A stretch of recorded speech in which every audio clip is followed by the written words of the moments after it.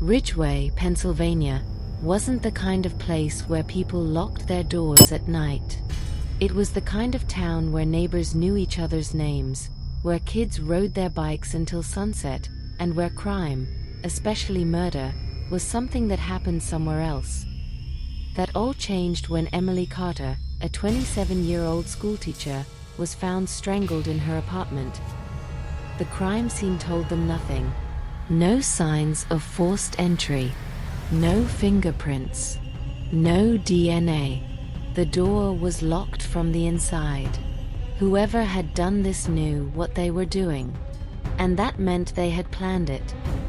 Detective Mark Reynolds had been on the Ridgeway police force for nearly 20 years.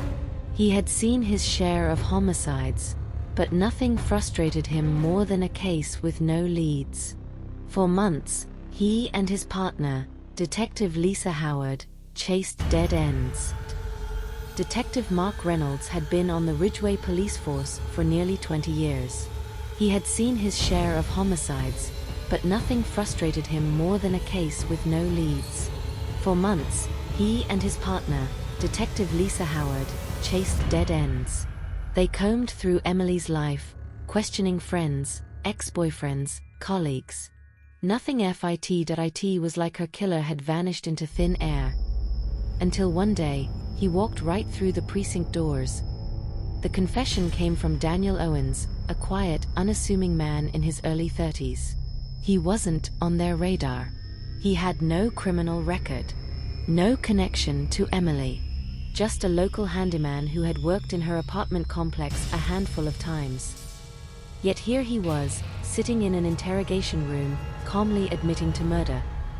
Detective Reynolds sat across from him, narrowing his eyes. Something didn't feel right. "You're saying you killed Emily Carter?" he asked, his voice even. Daniel nodded. "Yes." Reynolds leaned forward. "Why?" Daniel hesitated. I don't know. I just did." Reynolds and Lisa exchanged a look. Nobody confesses without a reason. They had dealt with false confessions before. People seeking attention, people with mental illness, people trying to protect someone else. But this felt different. "You just did." Reynolds repeated, watching Daniel carefully. "That's not how this works. Tell me what happened that night." Daniel took a deep breath. "I went to Emily's apartment that night. She let me in. I don't know why I did it, but I grabbed her.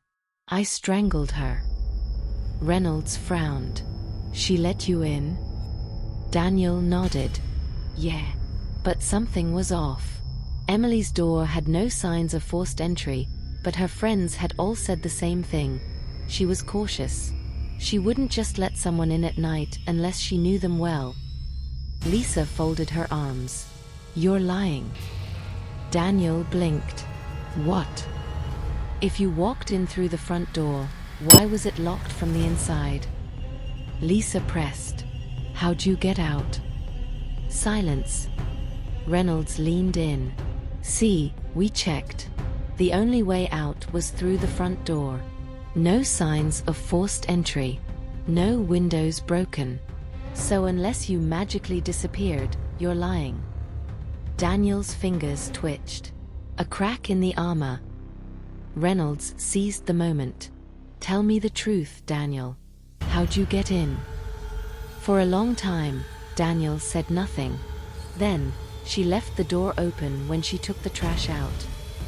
The room went silent. Lisa and Reynolds exchanged a glance. That was the first real detail only the killer could know. Daniel swallowed hard. "I saw her leave her apartment. She didn't lock the door. So I went inside." Reynolds clenched his jaw. He could picture it. Emily, stepping outside for just a moment, never realizing someone was watching. Lisa's voice was quiet. "And then I hid," Daniel murmured. "In her closet. I waited for her to come back." Reynolds felt a cold chill crawl up his spine. This wasn't impulsive. This was calculated. Daniel stared at his hands. She came back in, locked the door. I stepped out, and she screamed. His voice dropped lower. I grabbed her. I couldn't let her tell anyone. Lisa's voice was sharp. So you killed her? Daniel's jaw tightened. Yes. For the next hour, they pressed him. He gave them more details, where he stood, how she fought back, how long it took. But it was one sentence that made Reynolds' stomach drop. She knew my name before she died. Lisa's breath caught. What? Daniel swallowed hard. She said my name. Daniel, please, like she recognized me. Reynolds felt the weight of those words. She knew him, not just as a stranger, but enough to say his name in her final moments. Lisa's voice was soft. Had she seen you before? Daniel hesitated. Then, I fixed her sink once. She barely noticed me, but that night, she remembered. And that's why he had to kill her. Reynolds clenched his fists. Emily's last words sealed her fate. With Daniel's confession, the case was closed. The evidence lined up, the lack of forced entry, the missing minutes when Emily took out the trash, the detail about her closet. He was sentenced to life in prison without parole.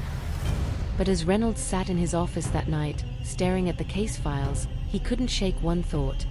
If Daniel had never confessed, would they have ever caught him?